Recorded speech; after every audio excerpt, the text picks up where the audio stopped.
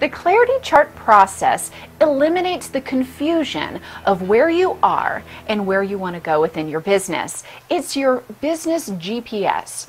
As a small business owner, I fully understand how it feels to be frustrated, overwhelmed, and confused trying to make good decisions quickly in order to save time, save money, and ultimately ensuring you are on the path to supporting the ultimate purpose of your business.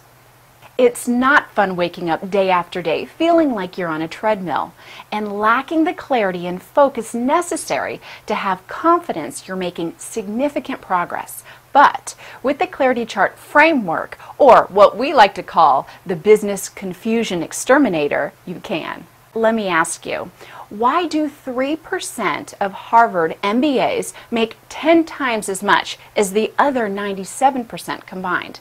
And the answer is a simple question. Have you set clear written goals for your future and made plans to accomplish them?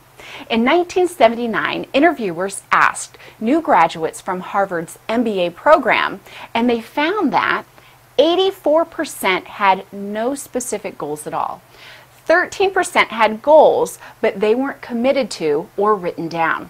And 3% had clear written goals and plans to accomplish them. In 1989, the interviewers again interviewed the graduates of the class, and you can guess the results. The 13% of the class who had goals were earning on average twice as much as the 84% who had none at all. Even more staggering, the 3% who had clear written goals were earning on average 10 times as much as the other 97% put together. If this principle works among Harvard graduates considered to be the brightest and highest achievers, certainly it can be put to good use and applied to any function of accomplishing objectives. The Clarity Chart is a complete written playbook of all of the goals and execution of them in your business. Now let's take a look at where you are spending your time in your business and what is it costing or making you. So we're going to take a look at my business about 6 or 7 years ago when I put this principle into our infrastructure. And what you'll see here is each of the 4 pillar areas. They're actually colored in different areas, and that in a later training you'll figure out why that is.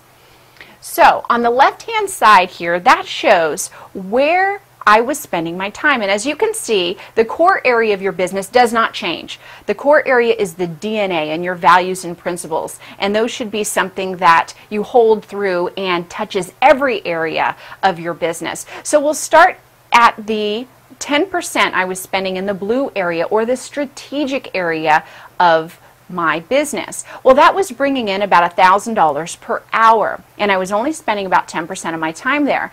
Then the red area of the business, there's the support or the infrastructure of your business.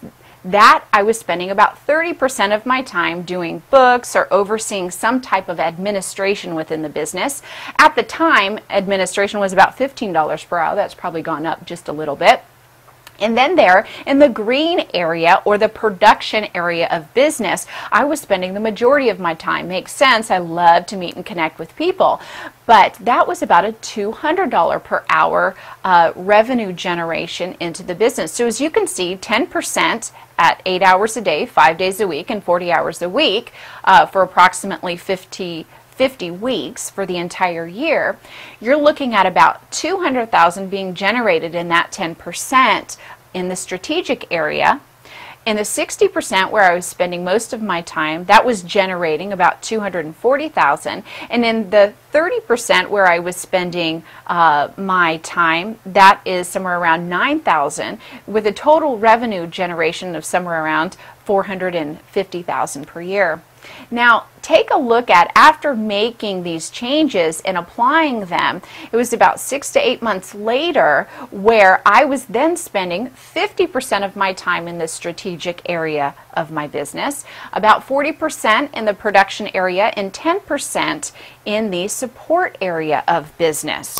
And when you break that all down, I was still working the same amount of time, spending my time wisely, and the total revenue for the business increased to it was actually about $1.2 million per year.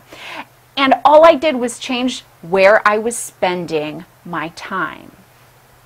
Now, the 4 pillar areas must work together in a cohesive plan in order for you to have clarity.